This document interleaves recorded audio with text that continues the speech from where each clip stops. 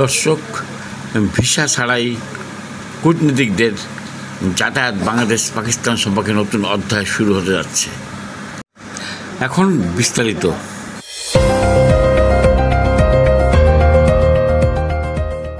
সুপ্রিয় দর্শক, আপনারা দেখছেন ভয়েস অফ ক্যালকাটার পরিবেশনা। ঢাকা ও ইসলামাবাদ এক ঐতিহাসিক সিদ্ধান্তে পৌঁছেছে। এখন থেকে দুই দেশের কূটনীতিক ও সরকারি পাসপোর্টধারীরা ভিসা ছাড়াই একে অপরের দেশে প্রবেশ করতে পারবেন। বুধবার ঢাকায় বাংলাদেশের স্বরাষ্ট্র উপদেষ্টা আলম চৌধুরী ও পাকিস্তানের অভ্যন্তরীণ মন্ত্রী মহসিন নকভির বৈঠকে এই সমঝোতা চূড়ান্ত হয়। ওই সিদ্ধান্তের মধ্যে রয়েছে কূটনৈতিক ও সরকারি পাসপোর্টধারীদের ভিসামুক্ত প্রবেশাধিকার ও সন্ত্রাস দমন, নিরাপত্তা, মাদক ও মানব পাচার প্রতিরোধে যৌথ উদ্যোগ।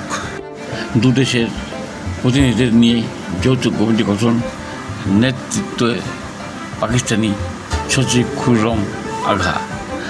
পুলিশি প্রশিক্ষণে পারস্পরিক সহযোগিতা। বাংলাদেশের প্রতিনিধি দল শিগগিরই ইসলামাবাদের ন্যাশনাল পুলিশ একাডেমি পরিদর্শনে যাবে।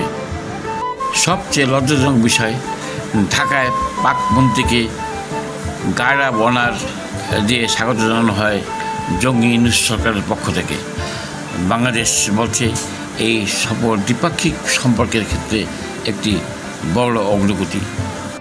পটভূমি: 1971 সালের মুক্তিযুদ্ধের পর বাংলাদেশ পাকিস্তান সম্পর্ক দীর্ঘদিন জটিল ছিল।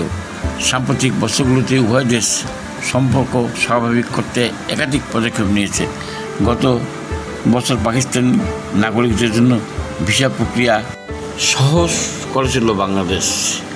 এই নতুন ভিসাবিহীন যাতায়াত দক্ষিণ এশিয়ায় আঞ্চলিক শান্তি ও স্থিতিশীলতার জন্য কতটুকু ইতিবাচক হবে সেটা ভবিষ্যতে বলা যাবে। কেননা বাংলাদেশের সেনাবাহিনীর প্রচ্ছন্ন ছত্রছায়ায় জামাত জঙ্গি ইউনূস সরকার ভারতকে মজা দেখাতেই পাকিস্তান প্রীতির নির্লজ্জতার চরম সীমালঙ্ঘন করেছে। কিন্তু ইউনূস এইসব করে কিছুতেই পার পাবে না।